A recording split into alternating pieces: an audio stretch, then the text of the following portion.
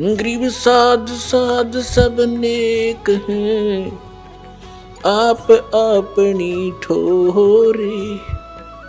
जो सतलोक ले जाएंगे वो साधु कोई और।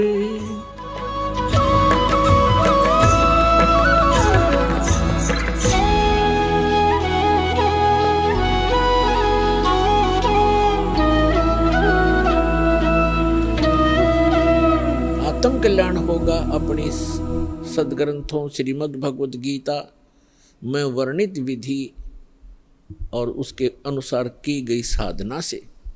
और वो साधना केवल परमात्मा ही बताते हैं, क्योंकि श्रीमद् भगवद गीता में जो गीता ज्ञान दाता है वो केवल अपने सतर की भक्ति ही बता रहा है।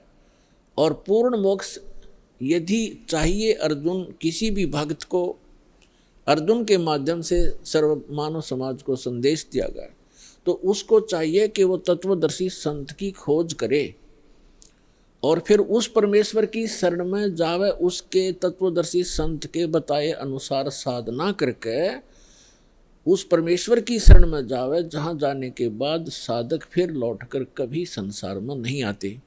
और गीता ज्ञानदाता अपनी साधना बताता है कि अर्जुन तेरे और मेरे, अपनी सतीथि बताता है, अपना सामर्थ्य बताता है कि अर्जुन तेरे और मेरे बहुत जन्म हो चुके हैं, तू नहीं जानता मैं जानता हूँ।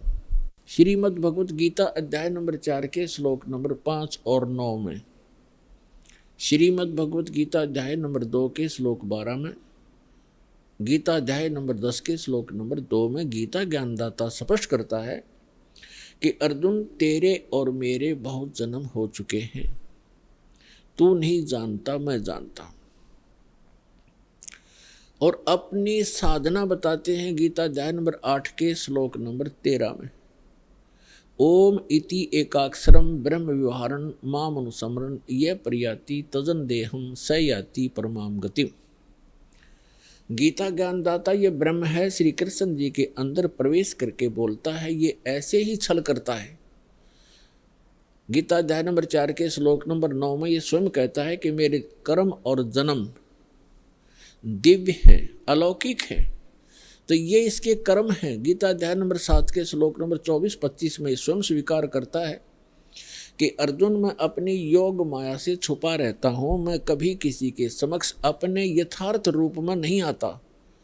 और ये मूर्ख लोग जन समुदाय मुझे कृष्ण रूप में, व्यक्ति रूप में आया हुआ मान रहे हैं, मैं कृष्ण नहीं हूँ। जो भूत की तरह, प्रेत की तरह बोल रहा था उसके अंदर कि मैं कृष्ण नहीं हूँ, मैं तो अपनी योग माया से छुपा रहता हूँ। गीता अध्याय नंबर 11 के श्लोक नंबर 32 में कहता है कि अर्जुन मैं काल हूँ और अब मैं परवर्त होया हूँ, अब आया हूँ। श्री कृष्ण जी तो पहले विद्यमान थे, उन्होंने पहले कभी अपने आप को काल नहीं कहा और उसके बाद फिर कभी अपने जीवन में अपने आप को काल नहीं कहा।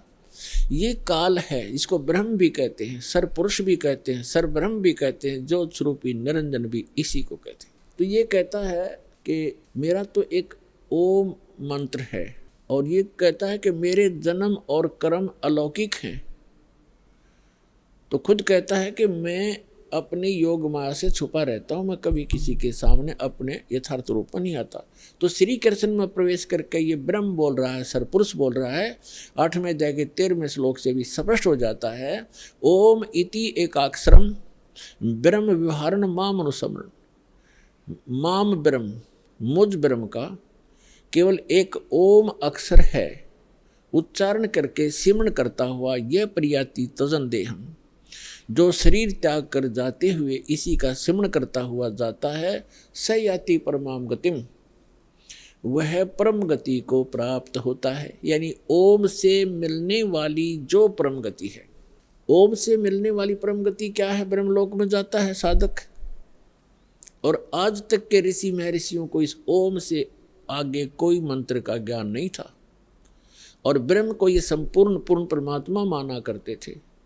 और फिर घुमा फिरा कर इन्हीं ब्रह्मा विष्णु महेश तक ही इनकी बुद्धि की सुई आकर टिक जाया करती थी, क्योंकि इनको कंप्लीट स्पिरिचुअल नॉलेज नहीं था, कारण क्या है कि वेदों में ज्ञान तो उस पूर्ण परमात्मा का अधिक है, ऐसे ही श्रीमद् भगवत गीता में ज्ञान तो पूर्ण परमात्मा का ही संपूर्ण उस अधिकतर है, लेकिन पूजा की विधि केवल ब्रह्म तक की है।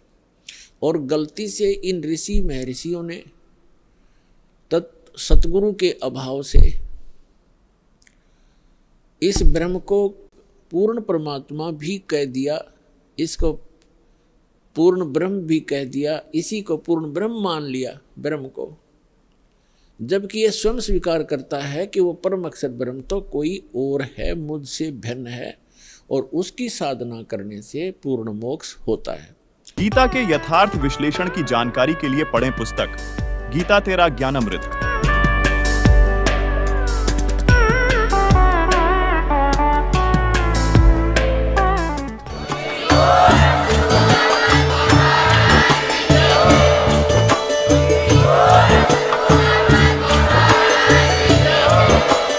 आप सुन रहे थे जगत गुरु तत्वदर्शी संत रामपाल जी महाराज जी के मंगल प्रवचन। अधिक जानकारी के लिए विजिट कीजिए हमारी वेबसाइट www.jagatgururampalji.org। संत रामपाल जी महाराज जी के शुभ आशीर्वाद से पूरे विश्व भर में 500 से भी ज्यादा नाम दीक्षा केंद्र हैं, जिन पर संत रामपाल जी महाराज जी द्वारा ऑनलाइन निशुल्क नाम दीक्षा दी जा रही है। अपने नजदीकी नाम दीक्षा केंद्र का पता करने के लिए संपर्क करें 8222880541।